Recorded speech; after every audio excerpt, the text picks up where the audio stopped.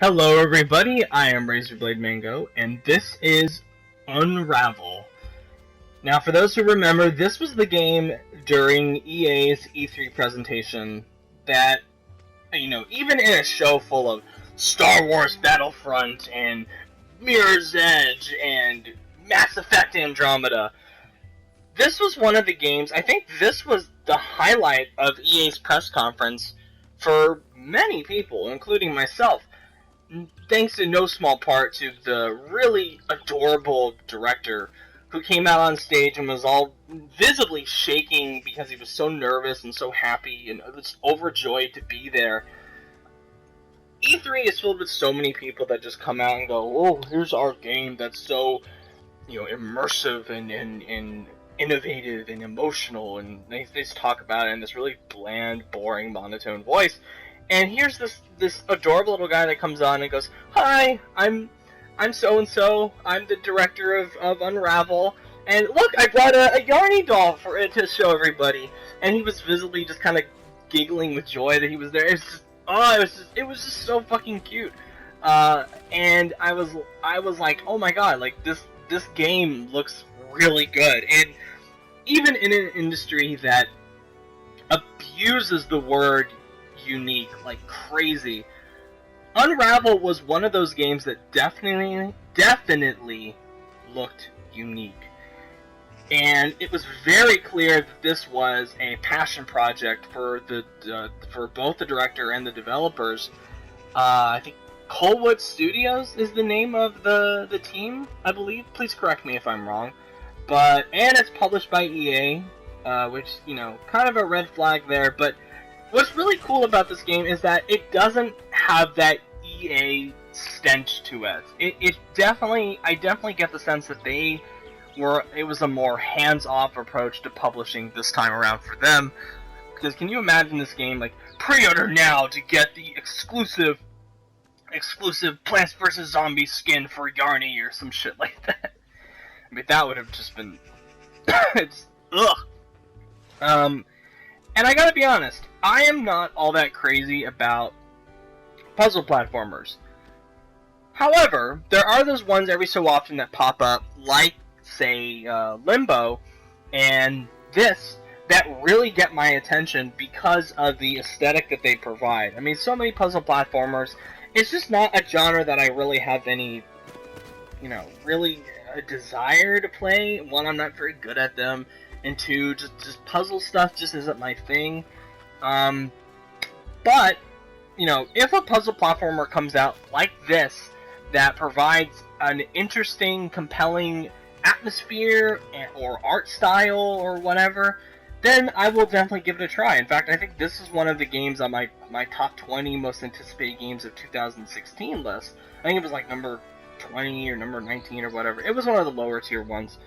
But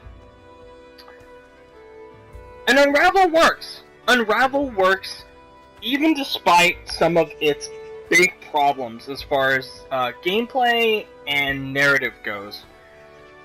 So let's get the good out of the way. This game is a visual masterpiece. It has these beautiful, lush environments, lush graphics, really immaculate attention to detail as far as recreating, I think it's the northeastern coast of Sweden or something like that. I think that's what they're trying to go for. I know the studio is based in Sweden, but I'm trying to remember the exact region that the guy talked about. Very vivid usage of color, just really has this pop. And like so many games, you don't like. I'd rather a game look great as far as an art direction goes, rather than have these really photorealistic graphics. And I think Unravel is one of the cases that does combine the best of both worlds, where it does have this very lifelike affinity to it with some of the environments, particularly like when natural elements get involved, like wind and water and fire and stuff like that. It's in smoke. It just looks really cool and really, really lifelike in some situations, almost photorealistic, which is crazy. But it also pops with this personality of art and color and life. It just feels lived in. It feels both lived in and alive, which is what the best of any kind of world design should hope to achieve. And it just looks great. It's coupled by a really nice soundtrack, really beautiful score with a lot of, definitely feels like a more European-based music, which I really like. Yarny itself, himself, herself, I don't even know, is a very likable protagonist.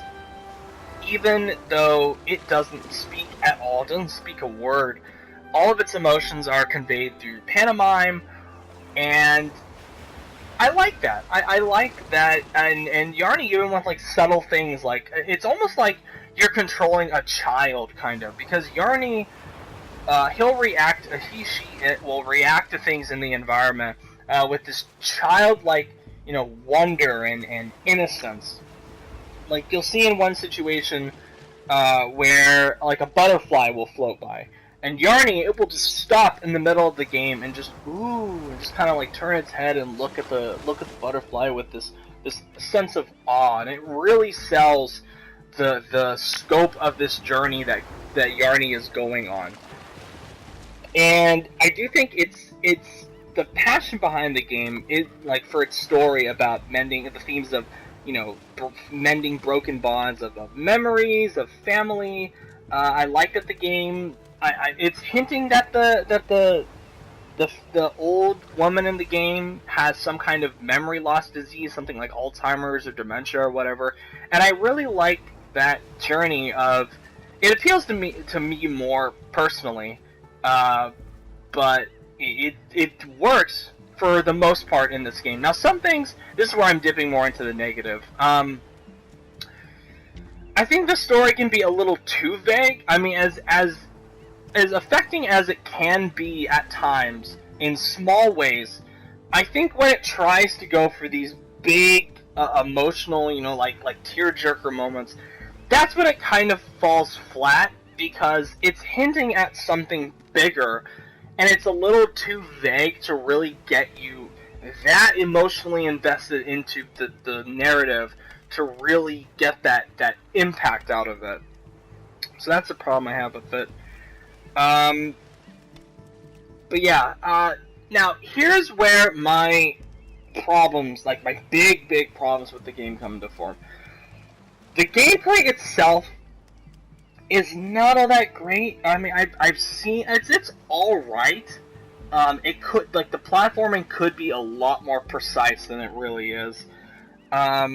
Some sections of the game are just frustrating as hell, and not like in a good way, not like a brain teaser where it's like, like, I wonder what this puzzle is trying to tell me. No, I mean like giant pains in the ass as far as sections go. There's a section in the game where you not only have to fend off mosquitoes that are just annoying and will impede your movement, you also have to look out for water, which water is poison in this game. If you get caught in water, you're kind of screwed, unless you can make a last-minute escape or something.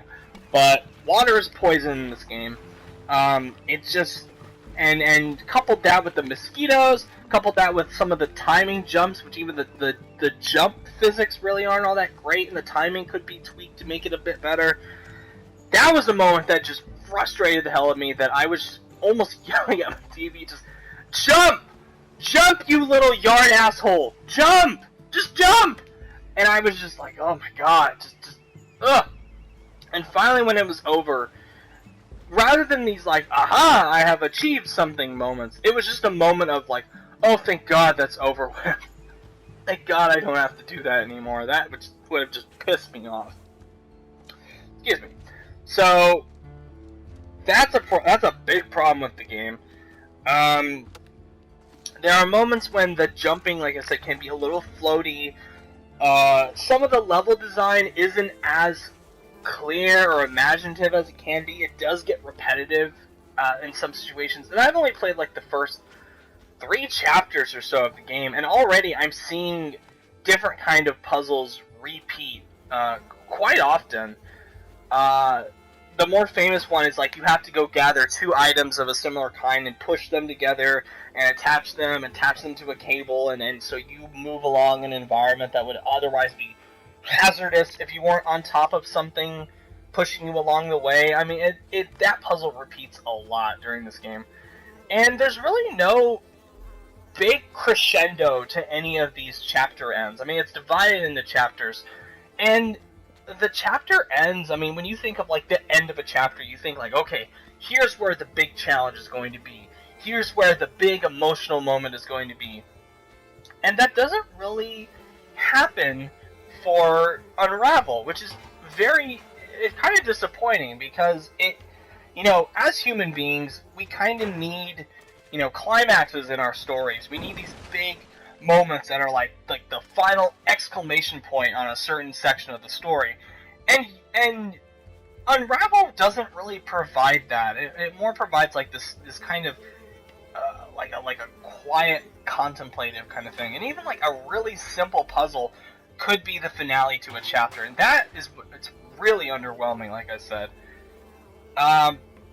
But yeah, overall, I really like this game so far, even despite its problems, which is odd for me, because, and this goes to show how infectious passion can be. Like when I'm like, I know this is a very strange comparison. This game reminds me of a movie I recently watched called The Last Witch Hunter. Okay, now bear with me. Last Witch Hunter, if you've never heard of it, I don't blame you. It's that Vin Diesel movie where he's like a witch hunter. Recently came out in theaters, was a bomb, was very negatively with critics.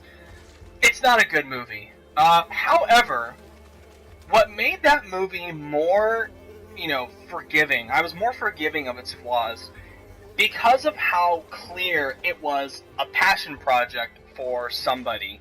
Like, it wasn't just a cash grab by a studio and a set of actors that was like, oh, this is a trend that's going on, let's monopolize that shit. No, this was a movie that, it was very clear, the people involved wanted it to be cool, they wanted it to be like the next big, cool fantasy movie, and there was a lot of, passion behind it. But unfortunately, the movie itself just wasn't all that good. The writing's not all that good. The pacing is pretty terrible. And Yarny kind of reminds me of that. I think Yarny is much better as a form of entertainment. I think Yarny is much better than The Last Witch Hunter.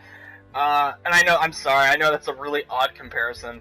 But Yarny is full of problems, and in any other situation.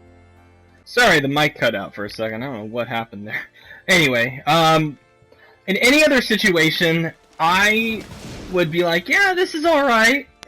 It's alright. It's problematic gameplay, and that's alright. But even despite its problems as far as gameplay goes, I would still recommend this to people. I would definitely recommend this to puzzle platformer fans out there. And I even think there's enough here to where non-fans of the genre could really get into it, like myself, because there definitely is a lot of good stuff in this game. Lots of really, really good stuff to enjoy, as far as design, like the atmosphere goes, the visuals, the narrative, the emotional core behind it, the personal themes, the music, just really excellent audio-visual presentation. And a lot of that does make up for the shortcomings with the gameplay and some of the narrative and stuff like that. So, yeah, that's Unravel. I really like it, and I hope this is one of the games by the time it's over that I really kind of fall in love with, the more it goes on, but we'll see. Alright, thank you guys for watching. If you like what you see, subscribe. Let me know what you think of Unravel, and I think I called the game Yarny at one point during this video, or a few points, yeah. It's not Yarny, it's Unravel, even though Yarny would have been a cool name anyway. But yeah, thank you guys for watching, and let me know what you thought of Unravel, yeah, have a good one.